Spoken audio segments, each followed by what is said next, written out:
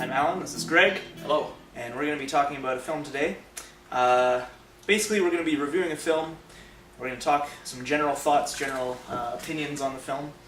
And then we're going to dive into some spoiler-filled talk, so that way, if you don't want to be spoiled of the film, then you can skip ahead. And then we'll each discuss a standout scene in the film, whether it's a favorite scene or just a scene that they feel that exemplifies their feelings of the film. So, if we really hated the film, it's like, this is the reason I hated this film. This is the place where it was no coming back. Exactly. Yeah. Point of no return.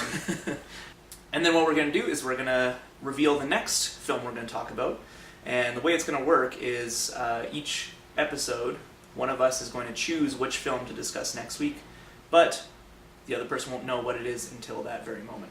So this time, because in a way this is our first episode, in a way Greg chose the topic for this episode, I am going to choose the next film. I'm going to reveal it to Greg. We're going to get excited about it, and then next time we see it, we're going to talk about that one, and then Greg will reveal a film. That's how it's going to work. And it will go on like that in perpetuity until the end of time. Exactly. Until Alan dies. Or Greg dies. No, it's going to be you first. It's probably going to be me first. All right. So, since I indirectly chose the topic, Yes. We will be discussing this week 12 Years a Slave. I want to ask you what part of the country you come from. I originate from Canada. I guess where that is. Oh, I know where Canada is. I've been there myself. Well, travel for a slave. Solomon Northup is an expert player on the violin. I was born a free man, lived with my family in New York, Be good for your mother. until the day I was deceived, To Solomon. kidnapped, sold into slavery.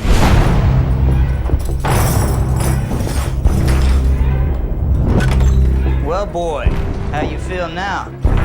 My name is Solomon Northup. I'm a free man, and you have no right whatsoever to detain me. You're no free man. You're nothing but a Georgia runaway. So, get ready for that. This movie is, it's a true story based on the life of a man named Solomon Northup, who spent 12 years as a slave in Georgia after being kidnapped from Washington, D.C. Now, he was one of the very few slaves who was kidnapped and managed to regain his freedom. I don't mean that there weren't many people who were kidnapped, because there were a lot, but he was one of the few who managed to regain his freedom. That is not a spoiler, because the movie's called 12 Years a Slave. They give that away in the title of the film. Yeah. So by year 13 he's going to be... he's either He's going not to a be slave anymore. he's either free or dead. Exactly. So, Yeah, this is the new film by Steve McQueen, whose previous films, Shame and Hunger, both been widely critically acclaimed, although this is probably his film that's been reaching the biggest audience. yeah, 12 Years a Slave is his most accessible movie. Yes, Right? absolutely. If you watched Hunger, Shame, and 12 Years a Slave in the same day, don't. You'll just die of Yeah. sadness. Yeah. You'd find that 12 Years a Slave has the most filmic plot. It's it feels like a biopic. Yeah, really, because it is. absolutely, yeah. Right, it is. It also has, I think, the most carefully drawn characters. Because in Hunger, you have Bobby Sands, who was a person, right? Yeah. But everything else just kind of floats around this Yes. thing, right? It's more of a... Hunger is very much an experimental movie, I found. Yeah. Shame, you have the Michael Fassbender character, I forget his name, and the Carey Mulligan character, and then everyone else kind of just floats around these Yeah. two people, right? Yeah. These ones, in 12 Years a Slave, you have multiple, clearly well-defined Drawn-out characters, characters. yeah. Yeah. Even Brad Pitt's character, who only comes in for 2 scenes, is pretty clearly defined, Yeah. and he makes very, very eloquent character choices as an actor, I find. He Anyway. produced the film as well, which is why Yeah. he popped in at the end there. Yeah, which I actually... Was that distracting for you? It was a little distracting. It was a little strange. I was like, wait a minute. It's like, He's got a weird beard and like... yeah, he's got... I think I shaved a beard like that for a play that I was in. Yeah. And it was weird because he didn't have a mustache, but he Yeah. had the chin... It was a chin strap. It was a very Amish beard. Yeah, but he was Canadian, so Represent. That's right. I regret that I did that. Like many things you do. Yeah. Yeah. So I agree. It's definitely his most successful film. It's a very linear film as well, as opposed to Shame and Hunger, which I find. I mean, it's still linear, but it's like Shame is linear, but it doesn't matter. Yeah, like it's just things are happening, and it's not like A doesn't follow B necessarily. Like it's not this happens because this happens. It's just these are all things that are happening. Yeah, this movie is the only one where it's like one thing leads to another. Yeah. So I guess it's the only movie that he's made that actually follows a story. Yeah. Yeah, A story. Which isn't to say that Shame or Hunger are bad movies. No, not both at all. great No, movies, not but- at all. They're phenomenal films, and you like if you love cinema, definitely check them out. Yeah. But 12 Years a Slave is the only one with like.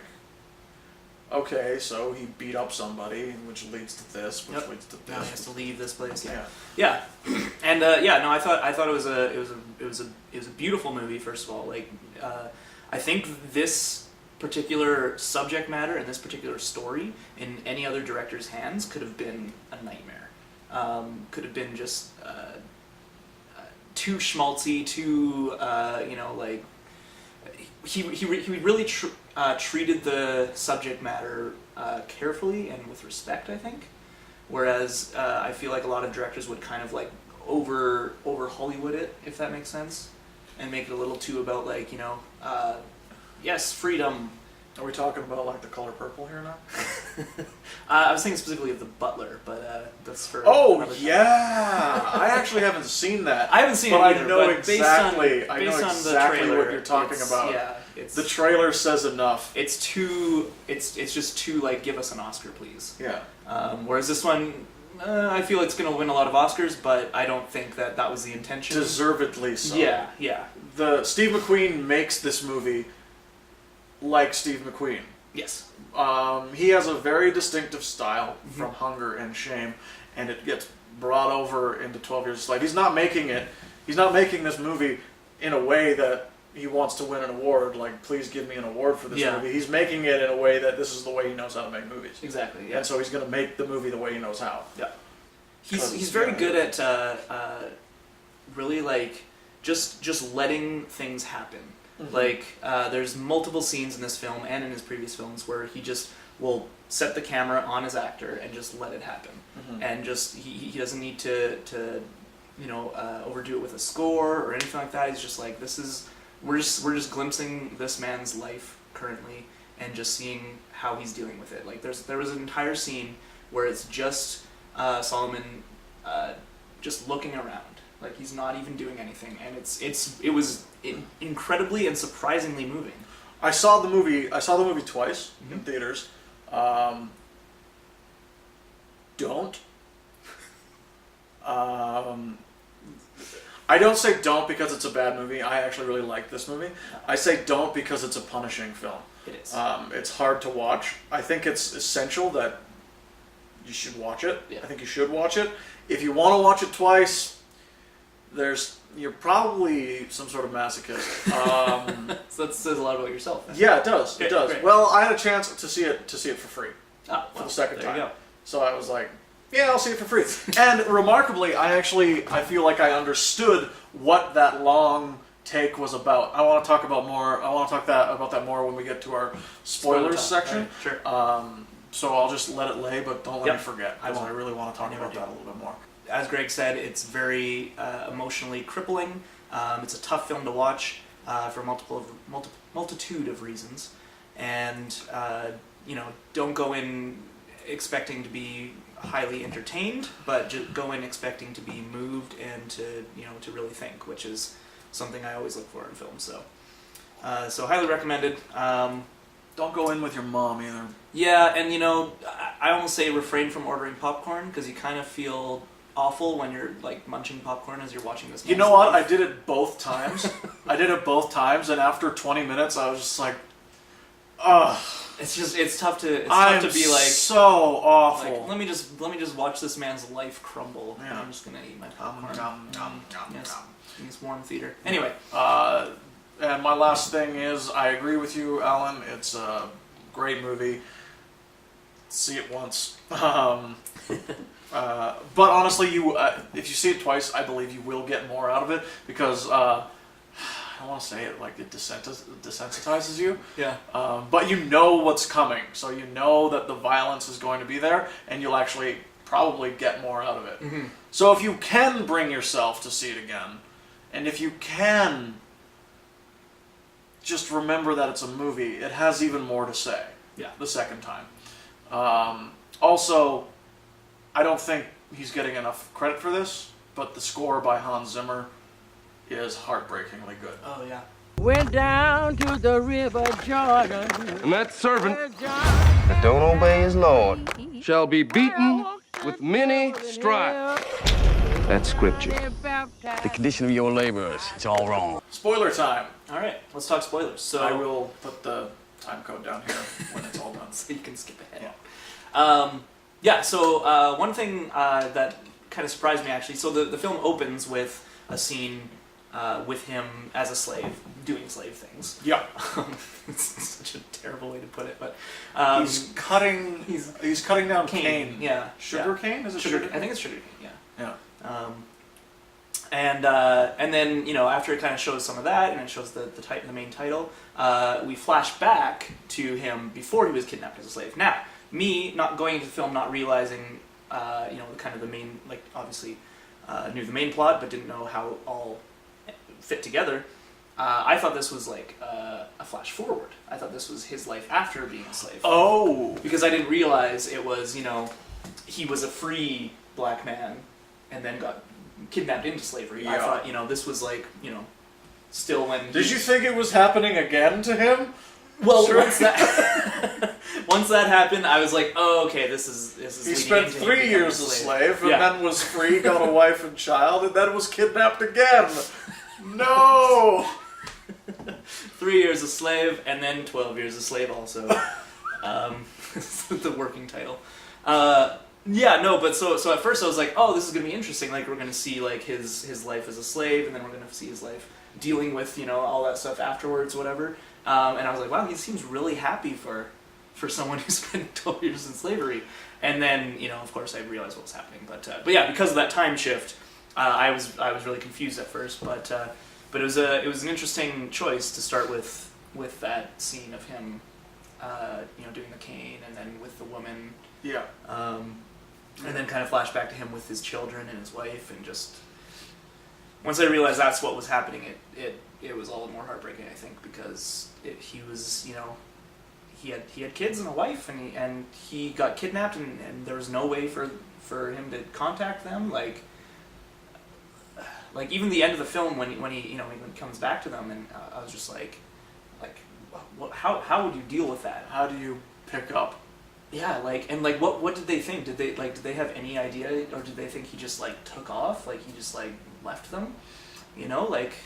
I haven't read up on the real Solomon very much, so I'm not sure if there's knowledge of that or whatnot. But I do wonder what his family thought when he disappeared. Right? I imagine they either thought that he had been kidnapped or was dead. Right. Because that wasn't an uncommon thing, right? Unfortunately. Yeah. And I guess there's just no way for them to find out. No. There's you can't. They have start going around asking, "Hey, did you kidnap my husband?" Because then they're gonna get kidnapped also, probably. Yeah. The movie is here's something I'd like to point out that I don't know. We probably picked up on this when we saw it. The movie is a prime example of two polar spectrums of human nature. Right. I find the most evil thing in the world, slavery, right? It's a human thing, right? We invented it. Yep. Okay. And in America, an entire race of people was subjugated for 400, 200, I don't know how long. It was a really long time, way too long. And that's evil, and you see the product of this evil in Michael Fassbender's character, mostly. But you also see the absolute opposite of it. You see the kindness that comes out, because he wouldn't have survived and gotten back to his family without the kindness of others. Mm-hmm. And his belief that there is some kindness out there, right? Yeah, that was when he never loses his faith that there's someone will help him. The first time he tries to reach out to help to a person, he betrays him. I can't remember the character's name, but it was that drunk guy. Yeah. And he was talking about how like slavery's awful and we shouldn't be doing it. He's saying how he's responsible of it as well. Like he does it, but he feels awful about doing it. He doesn't understand how people can whip another man and not feel awful about it. And so Solomon hears this and he figures this is the person. Like this guy is not a slave, but he's clearly he's kind of reaching out, and I feel like I can trust him. So he goes to him with this letter to mail back to his hometown to basically say, hey, I've been kidnapped into slavery. You need to send someone to come find me.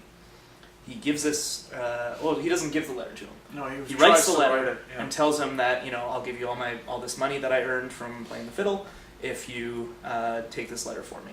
And the guy agrees to it, and then tells Michael Fassbender about it. And then he comes and basically confronts him about it. Luckily, he's able to pass it off as this guy's spreading lies about the slaves because he wants to be the slave rider. His smarts comes in handy more than once in this film. Yes. Yeah. But the fact that he's willing to do it again, he's more hesitant to do it when Brad Pitt. And I love that. I love because at first I was like, oh no, not again. Putting trying to put myself in his shoes. I was like, I don't know if I'd be able to try that again. But Brad Pitt's character. Canadian guy who's very open about how he thinks slavery is detestable and all that stuff. He opens up to him, is able to convince him to mail a letter for him, and that's what ultimately gets him free. Yeah. No, but this movie wasn't about making you feel bad for being who you are. It was about a piece of fact. This happened. Yeah. Also, people helped him. He Yeah, helped himself. They did a good job of kind of painting a mosaic of people of on both sides of the spectrum. Yeah. There was the people who were slaves who were very kind of evil themselves, against each other and that kind of thing. Yeah. And then there was It breeds slavery breeds the worst in humankind, but you also see that it can bring out the best. Yeah. Right. Well, I'm not saying let's do this to bring out the best in people. No. I'm saying Benedict Cumberbatch's character was a good person despite his position in life. I appreciated what the Solomon character said. It's he is a slave master due to the circumstances, right? Yeah. If he wasn't, he wouldn't be, right? Yeah, and I felt that was a much more accurate and honest portrayal of it, rather than I'm going to just completely go off the rails here, rather than in The Patriot. Remember that one? Where Mel Gibson owned a plantation and employed black workers, but not as slaves, because he's Mel Gibson and he can't do that, right? And because then you wouldn't like him, right? This movie shows you a slave master who also happens to be a good person. Mm-hmm. What he's doing is detestable, but he's trying to make the best of it. Yeah. Right?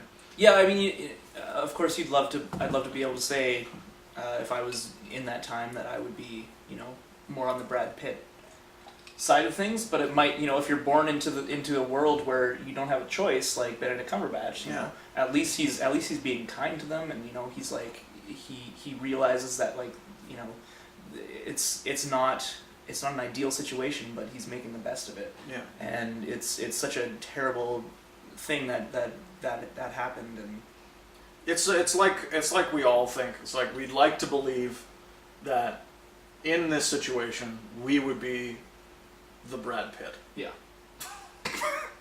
I'd like to be Brad Pitt right now about almost everything. Yeah.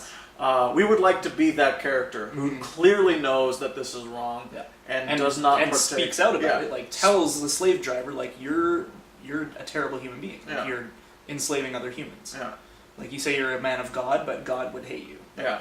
He would send you back. Yeah. He believes in that wholeheartedly, and that's beautiful. There at that time, there wasn't enough people like that, but I also feel like there were people who just couldn't a fear of their own lives or that kind of thing speak out about it. You know. What I Yeah. mean? And it's just an unfortunate matter. And when you get into a mindset like that of one race being superior than the other for no reason in particular, but like when a whole country has that mindset, it's so hard to break it apart. Like when we went and saw it, it says at the very beginning, there's the title card. It says Saratoga, New York, right. 1841. Yeah. And my dad leans over to me because this is when we went and saw it the second time. I went with my parents. Don't go with your parents. This is actually a movie that I would see alone. Yeah, honestly. Totally. Yeah. Then go home to a loved one for support. Anyway, my dad leans over to me and he says, "When did the Civil War start?" And I was like, a little over 2 decades later. And I'm like, we got a long way to go yet. And he's like, fuck. Damn it. Because it's true. Like, you think, because immediately you know what's going to happen. 12 years a slave. He's going to be a slave. Yeah. And you want to know, like it says 1841, how's he going to get out of this? Yeah.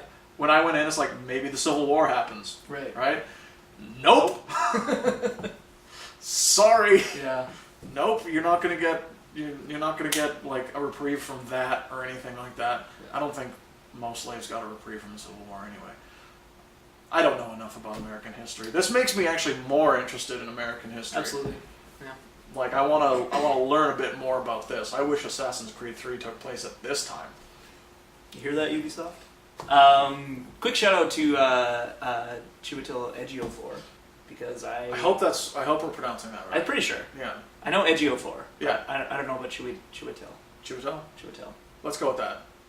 You're amazing. If you're watching this, I'm sorry if I mispronounced your name. Yeah, he was.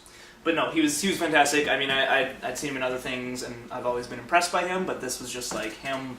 He was just acting his balls off. Like he nailed it. And whew boy, that final scene of him reuniting with his family. The whole movie, I was like, I'm pretty sure I'm gonna cry in this movie. I'm pretty sure I'm gonna cry in this movie. And like, there was some misty moments, but that ending, it all came out. It all came out. It was so heartbreaking. And he says like, I apologize, and it's just like, oh my god, like this man who just got kidnapped and forced into slavery for 12 years comes back to his family and he apologizes. He doesn't need to do that. Oh my god. And his family is so beautiful. Yep. It's such a beautiful family waiting for him.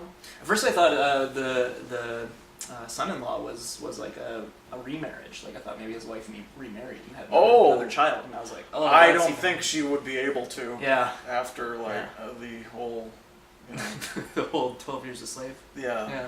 That thing that happened. One thing I kind of wished we saw was, I understand why we couldn't because it's his story. Right. Was the effects on his family. Yeah. Right. Yeah. Again, if this were under the hands of a different director, I think we would have. I think so. Yeah. Because the movie would be completely different. Yeah. No, it was great that it was like it was all in his eyes. It was all in his eyes. I kind of wish that we saw his family. Yeah. The effects of his family, and like I think that would be that's obviously a great catalyst for some drama in itself, right there. But the movie's already 2.5 hours long. Perhaps a sequel. Get out. 12 years without my husband is what it would be called. Get out. All right. You're still here. I don't know. All right. Let's move on. Let's talk about some standout scenes, shall we? Yes. Okay. Absolutely. Oh, right. I'll just start before we go on the scene where he's I think it's probably a minute long. Oh yeah, of with him the just extended kind of long looking scene. around. And yeah.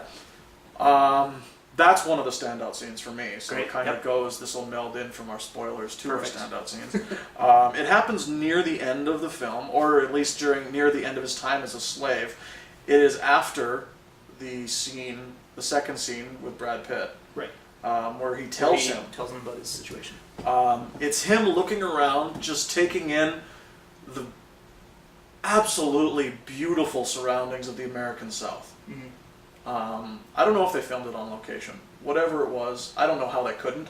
Right. Whatever it is, the American South is beautiful. Yeah, well, I'm pretty sure they filmed it because they found some old plantations or Yeah. whatever. And I think they found one. I was reading. They found one that was like actually pretty close to the one that he actually was, like the one he actually was at for the Yeah. longest time. The one where Michael Fassbender was the slave driver. Yeah. I don't think it was the exact one, but it was like pretty close to the location or Right. whatever. But anyway. Right.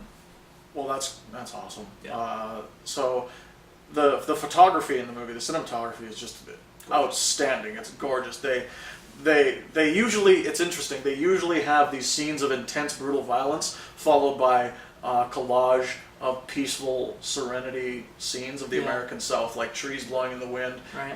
like bayous just rippling. Yep. It's amazing, and then you're just like, oh my God, this evil is going on in this beautiful place. Yeah. And Solomon is looking out over this place that he's been for the better part of a decade. And the next scene he leaves. Yeah. Right? I think that's what the scene's about. Like, it's him just taking in the beauty of the surroundings where he never wants to see again. Mm-hmm. Mm-hmm. The beauty of the surroundings that has been his constant torture and pain for 12 years. Yeah. And he knows one way or another it's going to end. Right. Right? Because either he knows he's going to get freed or he's going to die. killed. Yeah, somebody's going to come for him and kill him. Yeah. Cool. Because the first time he tried it, Michael He was Fassbender's very close to character being was going to come and stabbed. stab him in the face. Yeah. Yep. Your turn. Okay, so I think, I mean, there's a lot of standout scenes. I want to do a quick shout out to the lynching scene. Yep. Where it's just him waiting for Benedict Cumberbatch's character to come cut him down, essentially. And it's just a long shot of just him standing there with a noose around his neck, his feet barely touching the ground, just struggling to survive. It's like And then people behind him, all the other slaves, just start like playing and just like going on with their lives, because this to them this is just like a normal thing. This just happens. Yeah. And it's uncomfortable, rightly so, and it's a tough one. But my standout scene, my number one scene, I think, and it's the most brutal part of the movie. So, small thing about I know me exactly what you're talking about. is it takes a lot for me to get uncomfortable with films, specifically with violence and that kind of thing. Not to say I'm desensitized to it or anything. You like are. that. I'm desensitized to it. So am I I. watch too many movies. Yeah. But it's more just like I never really I can never really like put myself in that position enough to like actually like feel it, which may say something about me. But regardless, most of the movie doesn't have like there's a lot of violence, but it doesn't really show the violence. It shows the aftermath of the violence. So, for example, when people get whipped, that kind of thing, it'll show the person whipping. It'll show you'll hear the sounds, you'll hear the them sounds, screaming. the screaming off or out of focus. Exactly. And then, it'll show their like damaged back as they like try and heal it up and that kind of thing. But for the most part, you don't see the actual violence take place, except in the one scene where Solomon is forced to whip Patsy by Michael Fassbender. And I think this ties in with the fact that we're seeing things through his eyes, right? But yeah, he's given the whip, and he's forced to whip his fellow slave and friend over and over again. At first, he tries to kind of like what do they call it? Pantomime? Yeah, I guess. That's what she. That's what she said. Yeah, The mistress says she he pantomimes. Yeah. So he's trying to like pretend like he was whipping her, but it's just like getting her a little bit so that he wouldn't actually hurt her. And then of course Michael Fassbender pulls a gun on him or whatnot and says, do it or I'll kill you. A little aside, something I noticed in that scene. The second time I watched it. Yeah. It's about. This is like his 11th year as a slave at this point, right? Yeah. And it's about 1850, early 1850s, right? Mm-hmm. Revolvers or like barrel-loaded Right. guns that you would see in westerns have been invented at this point. Right. Michael Fassbender, when he pulls a gun and points it at Solomon's face and says that he'll kill all the slaves if he doesn't do this, Yeah. it's a flintlock pistol. So those haven't been invented yet? No. It's a flintlock pistol that's from like that's from decades before. Oh, I see. And he pulls it out and points it at his face, and it's like it's an old fashioned flintlock pistol. Right. And that is either some very, very, very fine research done by props, or some fine research done by Michael Fassbender and the director, or all involved. But that's definitely a very, very, very strong character choice. Interesting. Yeah. Because this is a man who is stuck in the past, and he will never move past it. Yeah. Right. I don't know if I'm reading too much into that, but if I got it, nailed it. You and your gun trivia. Oh, I work at a museum. That's all he does. Anyway, but yeah, so he's forced to whip her, and then there's a moment. I don't think it's even that long. I don't remember because I actually physically had to look away. It's a really quick move. Where it shows Patsy's back as he's whipping her, and it's flesh being torn off her back, and Solomon's just like in despair, and like she's screaming. And she's saying how like I'd rather it be you, and just like all these things, so much emotion and horribleness, and it's just it made me sick, and like I said, I had to physically turn away, and I rarely, if ever, have done that before in a film. So that's a standout film for me because it takes a lot for a director to do that, and I think has a lot to do with the fact that all this stuff has not really been shown clearly until that moment.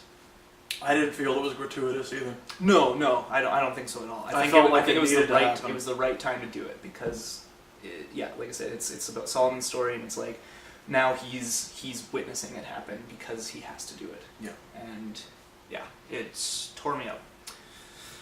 So that's my standout scene. Watch it on YouTube. I'm sure that'll be. I can't even make jokes about like no. I think this might have been a bad movie to choose for a pilot episode. We're trying to keep things entertaining here, you see. Yeah. And it's hard because this movie is so just tore my heart into pieces. Yeah. So anyway, do you think Patsy died? Because when Solomon gets taken away, they share a very long embrace. He gets into the wagon and starts pulling away, and she's out of focus, and then she goes. There's a loud but there's a distant but audible, and then she falls to the ground out of focus. Oh, I didn't notice that. Yeah. So see it twice. Yeah. Yeah. You gotta catch the little things to see it twice. Well, that's the thing. Like first time I didn't notice because I was just so overwhelmed with like the emotion of the movie and the emotion of the moment and everything like that. Second time, you just get through that a little bit more. So, like, I think you should, because I think you'll find a lot more people who are interested in studying film should see this movie more than once, because there's a lot more going on than just the story, right? Which is a great story, right? But the director has done a lot of work. To put these in places. Like, it's a really well-made film. It's an Oscar movie, right? Oh yeah. Like absolutely. all of these things that are going on are like feel premeditated, feel like they are trying to bring you things. There's lots of foreshadowing, lots of symbolism. And I'd say it's an Oscar movie, but it's not an Oscar bait movie. Which is The Butler. I'm looking at you. I don't remember. Lee Daniels. Lee Daniels, that's right. Lee Daniels. And Oprah Winfrey. Yeah. I see what you do. I thought you knowed something. I did as instructed. There's something wrong. It's wrong with the instruction.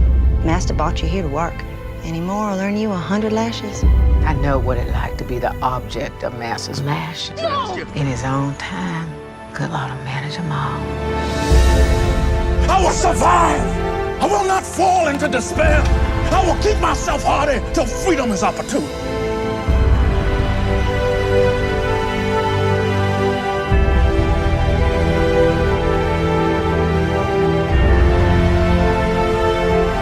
If I was a free man, I'm not a slave.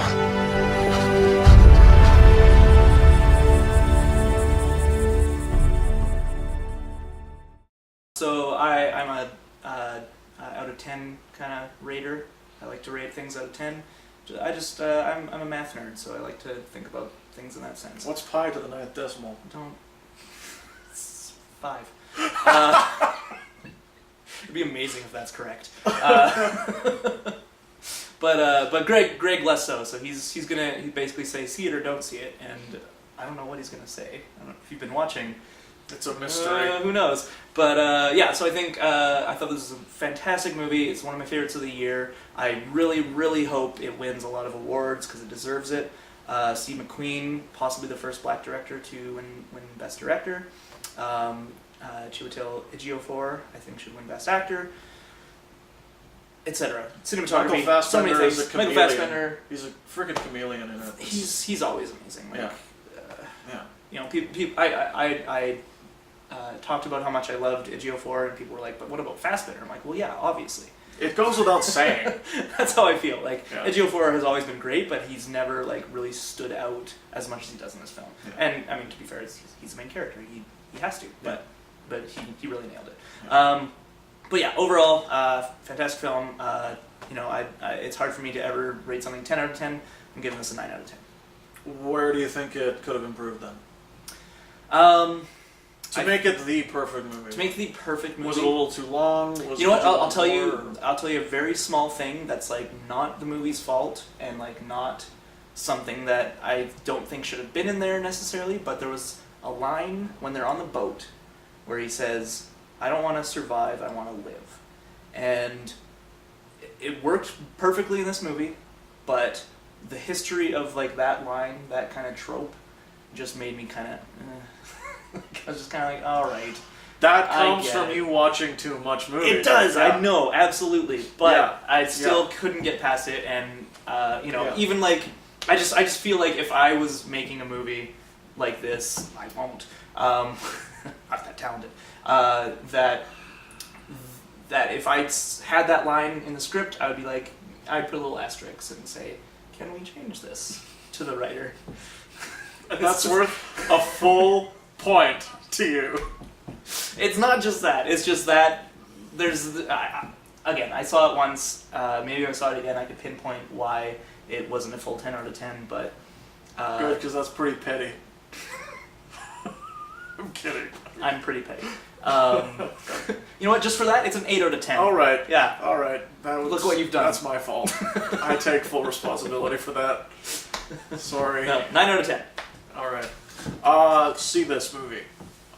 It is not comfortable viewing. It is not. It is not pleasant for the most part. However, I feel it is essential cinema, and as the decades go by, it will be ranked alongside like classic movies of this kind of caliber, like Schindler's List, that deal with slavery in an unflinching way. So definitely see it. I want to do one more thing before we reveal our next film that we didn't actually prepare for. Because I think it's so fun to ask this, and we haven't had enough fun this episode. Django Unchained or 12 Years a Slave? Django.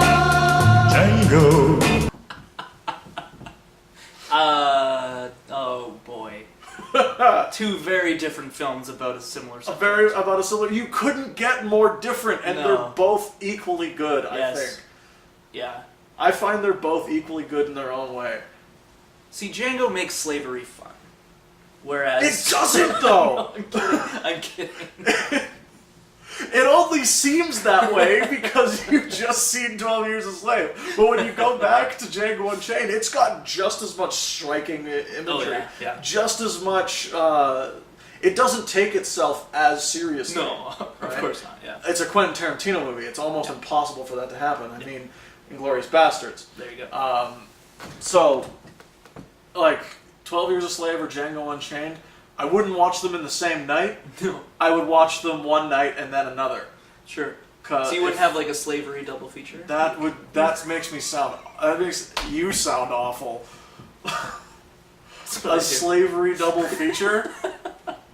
Just like invite your friends over, like, come on, we're gonna watch some slavery films. Yeah. Sounds great. Yeah. To top it all off, Schindler's List. Have some baked goods that are related to the subject matter. I instantly regret doing this. Okay. All right. What's our next movie? All right. So next time we're going to talk about a new film. I know we discussed. It doesn't always have to be. He has not told me what we're doing, not so I'm actually really excited. So one thing I want to mention, like, we're not always going to do recent films. Like, sometimes I might, throw a really classic film at them, vice versa. I know there's a multitude of movies that I haven't seen that Way too Greg many. needs me to see. Yeah. So this is a good opportunity for him to force me to do that.